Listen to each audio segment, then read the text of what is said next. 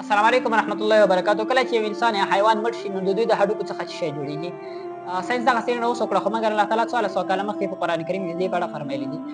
ساینس وایي کله چې یو انسان یا حیوان مړ شي د دوی هډوکي د وخت په تېرېدو سره د اوبو او خاورو لاندې کېږي، چې په نتیجه کې د ځمکې ژورو ته ښکته کېږي، چې د ډېرو ژورو ښکته کېدو له امله بې هوا او اکسیجن نشي توانېدی چې هډوکو ته ورسېږي.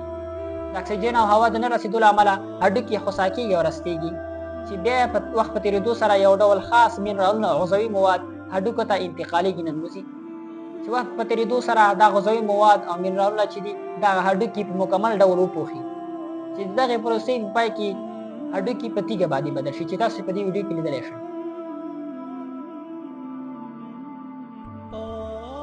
او ساینس دا هم وایي چې د حیوان یا انسان هډوکي د وخت په تېرېدو سره په اوسپنه هم بدلېدلی شي، چې تاسو اوس په دې ویډیو کې کتلی شئ چې دا د یو ډول حیوان پینګوین فوسیلونه هډوکي دي چې 40,000 کاله مخکې تر خاورو لاندې شوي، خو مګر ساینسدانانو دغه هډوکي او فوسیلونه اوس پیدا کړل، چې دوی د یو ماشین په واسطه پاکوي، چې تاسو کتلی شئ چې دغه فوسیلونو او هډوکو مکمل ډول اوسپنې ته تغیر کړی، چې د انسان او حیوان تر مرګ وروسته د دوی هډوکي زرګونه په میلیونه کاله وروسته په اوسپنه او تیږه باندې بدلېږي.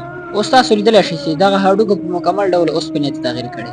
الله تعالی 1400 کاله مخکې د همدې په اړه په سورة الاسراء کې په 49 او 50 آیت کې فرمایلي دي: وقالوا أإذا كنا عظاما ورفاتا أإنا لمبعوثون خلقا جديدا.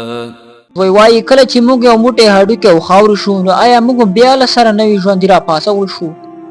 قل كونوا حجارة أو حديدا. دوی ته ووایه که تاسو تیږه یا اوسپنه هم شئ بیا به هم ژوندي کړی شئ. سبحان الله، ساینسدانان اوس وتوانېدل چې دغه څېړنه وکړي، خو مګر الله تعالی قرآن کریم کې ښه په ډاګه د دې په اړه فرمایلي دي. هیله ده چې ویډیو به مو خوښ شوي. داسې ښایسته ویډیوګانو لپاره عبدالرحیم حناني سره اوسئ، زموږ یوټیوب چینل د سره سبسکرایب کړئ او فیسبوک پاڼه سره فالو کړئ.